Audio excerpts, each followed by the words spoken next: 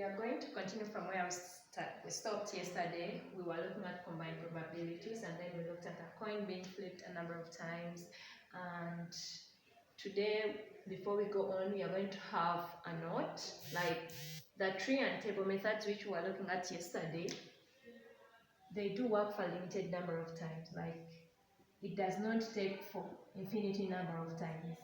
There is a number of times where it stops. For example, if they tell you to flip a coin 500 times, it will not work. Like it will be hard for you to draw a tree diagram for 500 times. It gets so heavy and so hard for you. So for such questions, that is why they give you questions below that require just logic.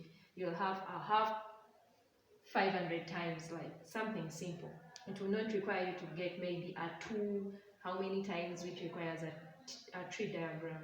You will see that the questions that lie in such places which have such number of times are a bit simple. They just require logic reasoning, and then you get the answer, to figure out the answer. Now, if you are to look at today's example, you're going to look at tossing a die. Okay, having 2 dice and then being tossed at once. And then we have a number of questions that lie below. We have, if you're going to toss these 2 dice and then get even numbers on top, what is the probability that we only have even numbers on top? What is the probability that we only have odd numbers on top? What is the probability that the sum of the numbers on top is greater than 8? What is the probability that the sum of the numbers on top is less than 5? Or the product is less than 10, or product more than 30. So for you to answer all these questions, you're required to have a table. This table is going to help you get the sample space or total number of possibilities. Then from it, you'll be able to answer the questions that follow. For example, if we come here and then we put the table like this, if we put this as our first die and that as our second die, die has got 6 chances. Then you have 1, 2, 3 up to 6, and this one 1, 2, 3 up to 6. Then you start feeding in the options that you have.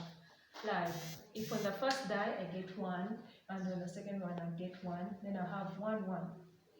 If on the first die I get 1, and on the second one I get 2, then I have 1, 2, like that. If on the first one I'm having 1, and on the second one I have a 3, then I have 1, 3, like that, like that. First one 1, second one 5, like that. If you do that and fill up the whole of that table, even when I come here, if on the first one I'm having 2, and on the second one I have 1, I'm going to have 2, 1. Even if I come here that on the first die I'm having 4, and on the second one I'm having 1, I'm going to have something like that. On the first one, if I'm having 3, and the second one I'm having 3, I'm going to have something like that. So if you can do that and fill up the table, this is going to be like your sample space. And the number of possibilities is going to be just the number of boxes that you have here. We have 6 times 6, which gives us the total number as 36. So our total possibilities, total number of possibilities is going to be 36. And now we come and look at what we have. They gave us that probability that even numbers show up. You come and look at your table. Where do we have only even numbers showing up? When I look here, if on the first die I'm having 2, and on the second one I'm having 2, these are even numbers. If on the first die I'm having 3, and on the second one I'm having 3, these are odd numbers. Of course, they are out. If on the first die I'm having 4, and on the second one I'm having 4, this is also even. So if I could look for the even numbers here and even numbers there, then I would figure out where the even numbers are and then get the chances. So when I look at all of this, there are only 3 points. 1, 2, 3. So number 1, my probability P even is going to be 3 out of the total, which is 36. You can reduce this one to have 1 out of 12. Then number 2, they want odd numbers. For you to have odd numbers showing up, that means on the first die you have odd number, and on the second die you have odd number. That can happen here where you have 1, 1. It can happen here where you have 3, 3. It can happen here where you have 5 and 5 on that side. So you can see that this is odd, that is odd, and that is odd. So you're having odd numbers everywhere, and it is also 3. So you come and put P odd is going to be 3 out of 36, which gives you 1 out of 12. Now, when we come to part 3, they have talked about the sum. Sum. When they talk about the sum, there we need to put something here. We need to have addition. And in such a case where we are having addition, there we get the addition table. You can just put addition there, add them, and then get the total, or you draw another table and just add them, like I'm going to do.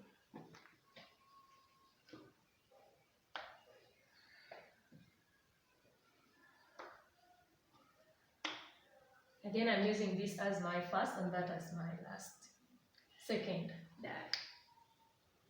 If we add, we are having addition here, we are going to have this plus that, we get a 2.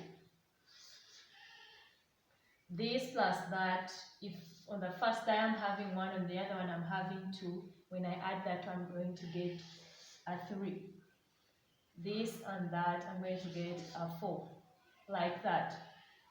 This and that I'm going to get a 5. I do the same for all the numbers, like this and that I'm going to get a 12. This and that I'm going to get a 9. This and that I'm going to get a 6. So if you could fill up the table, this is the additional table, then you can do the questions concerning the sum.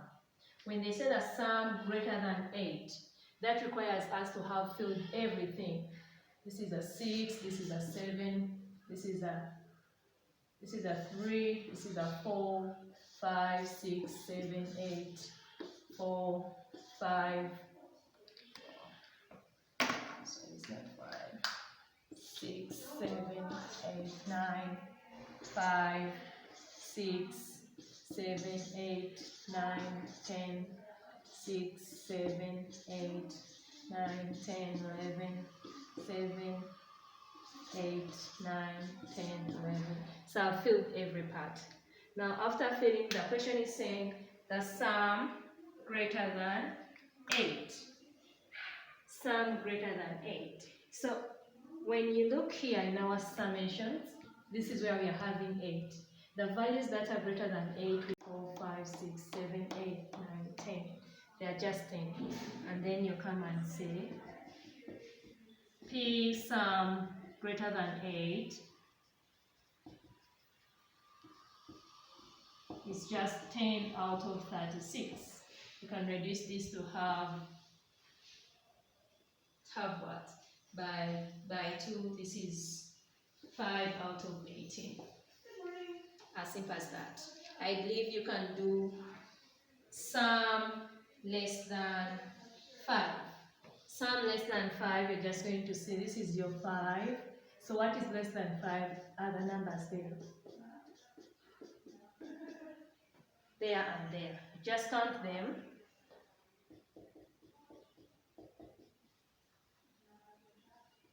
Sum less than 5. And then you're going to have how many are there? 1, 2, 3, 4, 5, 6. You're going to have 6 out of 36. And this gives us what? 1 out of 6. Now, when we come to the product, again it's the same thing. Only that this time we are just going, instead of having addition here, we are just going to have multiplication. We are just going to have multiplication. And if we are to multiply and have multiplication there, and then feed in our values according to what the question wants,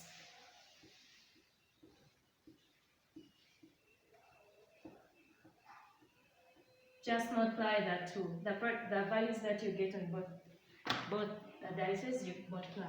1 times 1 is a 1. This is a 2, 3, 4, 5, 6. 2 times 1, 2, 4, 6, 8, 10, 12. 3 times 1, 3, 6, 9, 12, 15, 18. Then 4 times 1, 4, 8, 12, 16, 20, 24. 5, 10, 15, 20, 25, 30. 6, 12, 18. What's that? 24, 30, 36. Start multiplying. You get 1 on the first die, 2 on second die, then you multiply what you get. So that is what we call the multiplication table. So when they say the product is the same as the multiplication.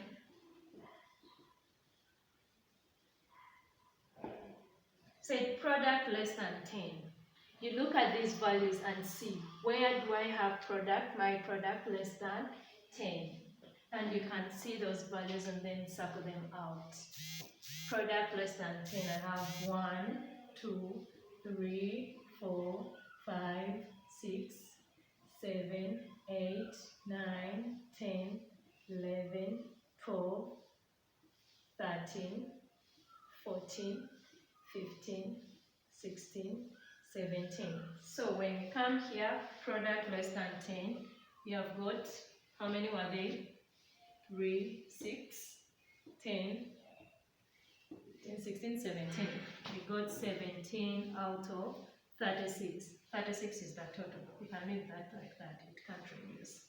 Then product more than 30. Again, we got our product table and see where we have product more than 30. I see it is only one thing. Then you have 1 out of 36. So basically that is what you do. If the question is asking for product, you can draw the product. You can draw the table and put the product here and just multiply the outcomes. If the question is asking for the sum, you can draw the table and put the additional sign here and then just add the outcomes. If the question is simple and it does not ask for product or sum, you just get the outcomes, put commas, and then just look at them and answer the questions that do follow. So I'm going to post the numbers you check in your workbooks for the work. I'm going to post for you the work that you'll be doing under this after watching this video. Next time, if you have questions to ask, I'm on the line, you can ask. Check WhatsApp, you can ask if you're facing any challenges. Thank you.